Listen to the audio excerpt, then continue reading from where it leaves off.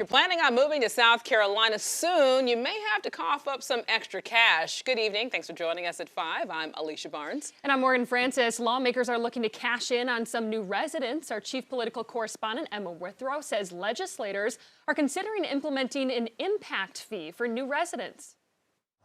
Senate Bill 208 would allow county governments in South Carolina to impose an additional driver's license and vehicle registration fee of $250 for new residents coming from other states. Senator Stephen Goldfinch introduced the bill and thinks it's important for new residents to contribute to the state they're moving into. We have a serious issue in South Carolina, especially in high growth counties, where our quality of life is being diminished.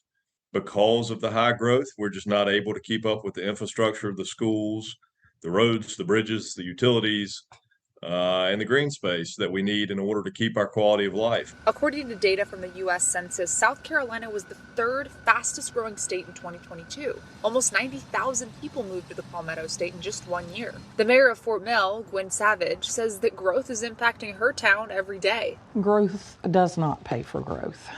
Even the residential growth that was here isn't paying taxes to afford all of the services that are provided in a municipality. Savage says she understands why lawmakers are considering passing impact fees, especially since Fort Mill's population has almost quadrupled in size in the last 10 years. Everyone enjoys the benefits of growth.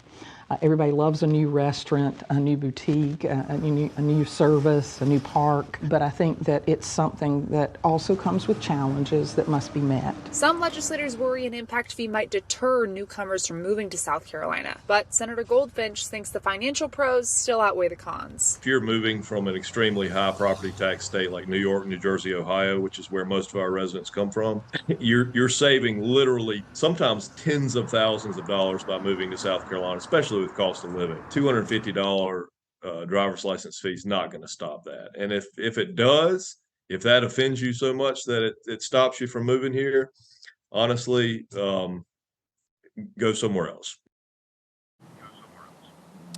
So Senator Goldfinch estimates that if the bill passes and these growth rates continue as they have been, South Carolina would bring in around $250 million over the course of the next 10 years through these driver's license and vehicle registration fees. Now, Senate Bill 208 passed through the Senate Finance Committee yesterday, and now it's headed to the Senate floor. So it'll be interesting to see how this plays out there. But for now, reporting live from Fort Mill, Emma Withrow, Queen City News.